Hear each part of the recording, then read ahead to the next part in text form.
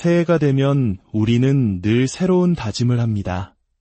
더 나은 내가 되기 위해 더 건강하고 더 지혜롭고 더 성공적인 삶을 살기 위해 계획을 세우죠. 금연, 다이어트, 새로운 언어 배우기, 자격증 취득. 이 모든 것은 나 자신을 위해 무엇을 해야 할까? 라는 질문에 대한 우리의 대답일 것입니다. 이 다짐들은 물론 소중하고 중요합니다. 하지만 오늘 잠시 그 질문을 내려놓고 더 깊고 근원적인 질문을 스스로에게 던져보면 어떨까요? 바로 나는 무엇을 위해 지음받았는가 하는 질문입니다. 오늘 이 이야기가 여러분의 마음에 울림을 준다면 하나님의 은혜를 주변 사람들과 함께 나누어 주시길 기도합니다. 여러분이 눌러주시는 구독과 좋아요는 이 빛을 더 널리 퍼뜨리는 귀한 나눔이 될 것입니다. 여러분의 삶에 하나님의 평안과 축복이 가득하기를 소망하며 오늘의 이야기를 시작하겠습니다. 우리는 살아가면서 때로 길을 잃은 듯한 기분을 느낍니다. 한때는 하늘을 나는 것처럼 자유로웠지만 이제는 추락하는 기분만 들 때가 있습니다. 과거에는 모든 것을 알았던 것 같은데 지금은 내가 누구인지 무엇을 위해 태어났는지조차 희미하게 느껴집니다. 우리는 그저 논쟁과 실패한 시도들보다 더 위대한 무언가를 위해 살아가도록 창조된 존재입니다. 혹시 우리 자신을 잃어버린 것은 아닐까요? 우리 영혼 깊은 곳에서는 끊임없이 외치고 있습니다. 이 세상이 주는 것보다 더 큰 것을 원해. 우리 조상들이 겪었던 전쟁과 고통을 넘어선 새로운 삶, 두 번째 삶을 갈망해. 이 갈망은 단순히 더 나은 나를 만들고자 하는 자기개발의 욕구와는 다릅니다. 그것은 우리 존재의 목적에 대한 질문입니다. 주변을 둘러보면 이 질문에 대한 답을 찾은 것처럼 보이는 사람들이 있습니다. 자신의 분야에서 놀라운 재능을 발휘하며 그 일을 할 때 가장 큰 기쁨과 에너지를 느끼는 사람들 말입니다. 우리는 그들을 보며 감탄합니다. 저 사람은 저 일을 하기 위해 태어난 것 같아. 어떤 사람은 손님을 대접하는 일에 놀라운 재능이 있습니다. 수십 명의 손님이 와도 스트레스 없이 완벽하고 아름다운 자리를 만들어냅니다. 반면 어떤 사람은 그 모든 손님들이 떠난 뒤 엉망이 된 자리를 묵묵히 치우는 일에서 자신의 역할을 발견하기도 합니다. 이처럼 우리가 무엇을 위해 지음받았는지 그 무엇을 발견하고 그 일을 할 때 우리는 깊은 만족감과 삶의 에너지를 경험합니다.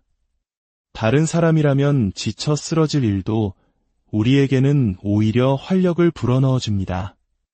이것이 바로 우리가 창조된 방식이기 때문입니다. 만약 이 목적을 찾지 못하거나 외면한다면 우리는 삶에서 불만족과 좌절을 느끼게 됩니다. 그리고 그 원인을 외부에서 찾으려 합니다. 직장 상사, 배우자, 혹은 세상 탓을 하며 분노를 쌓아갑니다. 하지만 진짜 문제는 우리 안에 있을지 모릅니다. 우리가 우리답게 살아가도록 설계된 그 일을 충분히 하고 있지 않기 때문일 수 있습니다. 그렇다면 우리가 찾아야 할 그 무엇은 어떤 특징을 가질까요? 그것은 보통 나 자신에게서 끝나지 않습니다. 나만을 위한 이익으로 기결되지도 않습니다. 모든 것이 나에게로 흘러들어오기만 하고 나가지 않는다면 그 영혼은 사해처럼 메마를 수밖에 없습니다. 진정한 목적은 나를 넘어 다른 사람에게, 세상에게로 흘러가는 특성을 가집니다. 작가 다니엘 핑크는 이를 자율성, 숙련, 그리고 목적이라는 세 가지 요소로 설명했습니다. 스스로 삶을 주도하려는 자율성, 중요한 무언가에서 더 나아지려는 숙련에 대한 갈망, 그리고 자신보다 더 큰 무언가에 기여하고 싶은 목적에 대한 열망.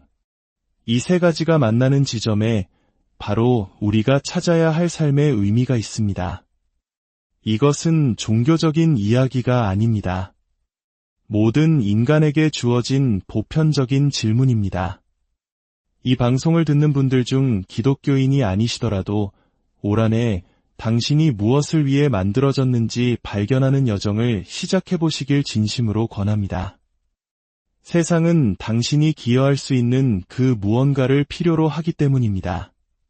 그것은 당신의 가족과 공동체, 그리고 세상을 더 나은 곳으로 만들 것입니다. 그리고 우리 예수님을 따르는 그리스도인들에게는 여기에 한 가지 특별한 차원이 더해집니다. 사도 바울은 에베소에 있는 성도들에게 보낸 편지에서 이 비밀을 풀어줍니다. 에베소서는 이렇게 말합니다. 우리는 그가 만드신 바라, 여기서 만드신 바라는 헬라어 단어는 포이에마입니다. 단순한 창조를 넘어 마치 장인이 특별한 목적을 가지고 하나의 작품을 빚어내는 것을 의미합니다. 하나님께서 우리 한 사람 한 사람을 당신의 걸작품으로 만드셨다는 뜻입니다. 그런데 왜 만드셨을까요? 제가 어릴 적 교회에서는 우리가 죽어서 천국에 가기 위해 구원받았다고 배웠습니다. 물론 그것은 틀린 말이 아닙니다. 하지만 바울은 거기서 멈추지 않았습니다.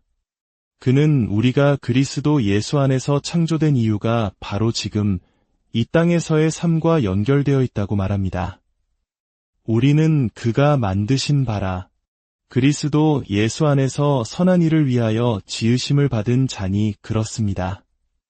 우리는 선한 일을 하기 위해 지음 받았습니다. 여기서 선한 일이란 단순히 착하게 살고 법을 잘 지키는 시민이 되는 것을 넘어섭니다. 예수님께서 산상수훈에서 하신 말씀과 연결됩니다. 이같이 너희 빛이 사람 앞에 비치게 하여 그들로 너희 착한 행실을 보고 하늘에 계신 너희 아버지께 영광을 돌리게 하라. 예수님은 우리의 삶이, 우리의 착한 행실이 세상 사람들에게 보여져서 그들이 우리를 통해 하늘에 계신 아버지를 보게 되기를 원하셨습니다. 우리의 믿음이 단지 우리 자신만을 위한 수직적인 관계에 머무는 것이 아니라 세상을 향해 흘러가는 수평적인 섬김과 나눔으로 이어져야 한다는 것입니다. 우리가 구원받은 것은 값없는 은혜 때문입니다. 에베소서 2장 8절과 9절은 분명히 말합니다.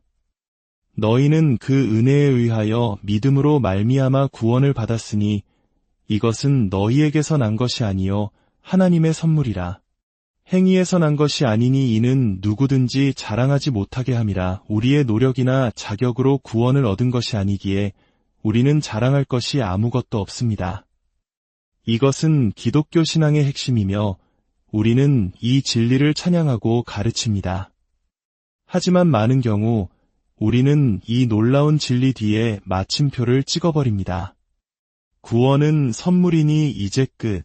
천국행 티켓은 확보했으니 이 땅에서는 그저 큰 문제 없이 살아가면 된다. 라고 생각하는 경향이 있습니다.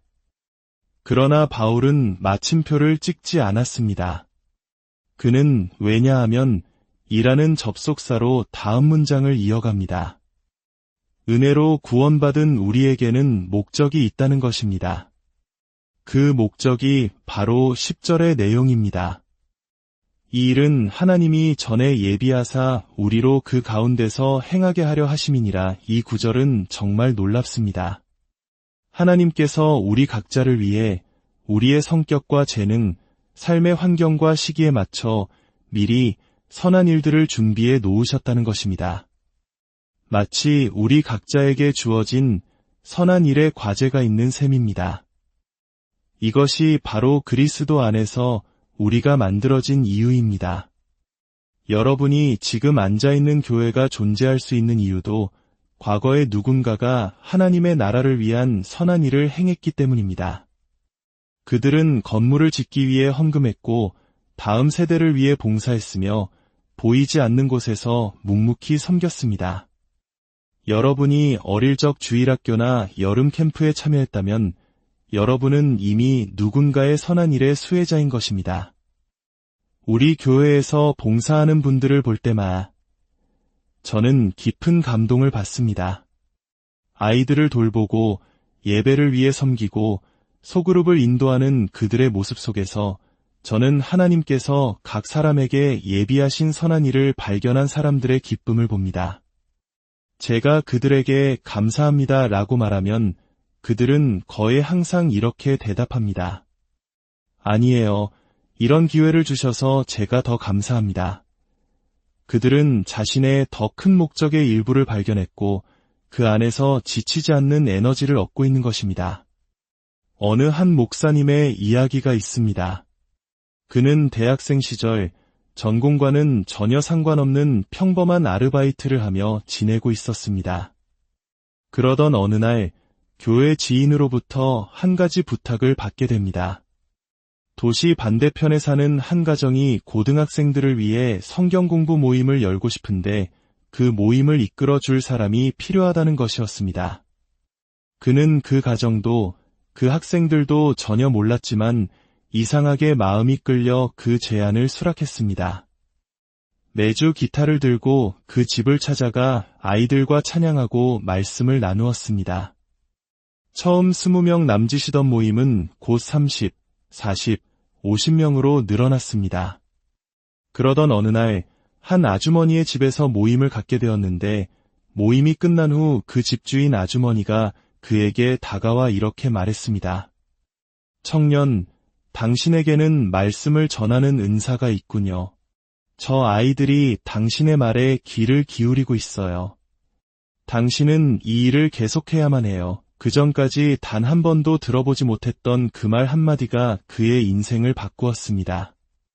수많은 세월이 흘러 그가 목사가 되어 자신이 개척한 교회에서 설교를 하고 있을 때 한 노부인이 그에게 다가왔습니다.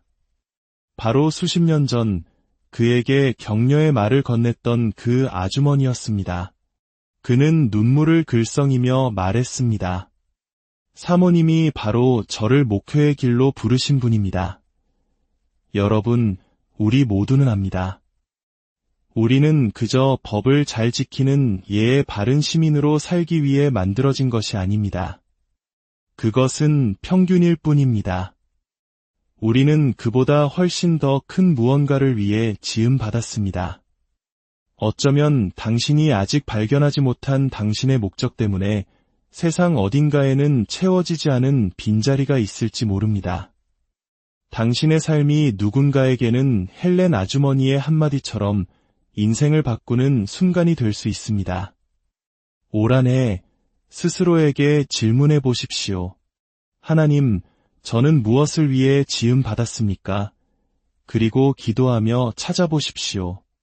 여러 가지 일들을 시도해 보십시오. 봉사 활동에 참여해 보고 새로운 섬김의 자리에 도전해 보십시오. 그 과정 속에서 하나님께서 당신을 위해 미리 준비해 놓으신 그 놀라운 계획을 발견하게 될 것입니다. 당신은 하나님의 걸작품이며 세상을 향한 그분의 선한 계획의 일부입니다. 하나님 아버지, 오늘 우리에게 주신 말씀을 통해 우리 각자의 삶에 담긴 놀라운 목적을 다시 한번 생각하게 하시니 감사합니다. 우리는 때로 세상의 기준에 맞춰 살아가느라 혹은 눈앞의 문제들에 치여 하나님께서 우리를 만드신 이유를 잊고 살아갑니다. 주님, 우리에게 당신의 뜻을 볼 수 있는 눈과 들을 수 있는 귀를 허락하여 주시옵소서. 우리가 무엇을 위해 지음받았는지 발견할 수 있는 용기를 주시고 하나님께서 미리 예비하신 그 선한 일을 행하며 살아갈 수 있도록 우리를 이끌어 주옵소서. 그리하여 우리의 삶이 우리 자신만을 위한 삶이 아니라 이웃과 공동체를 섬기고 마침내 하나님께 영광을 돌리는 아름다운 인생이 되게 하여 주시옵소서.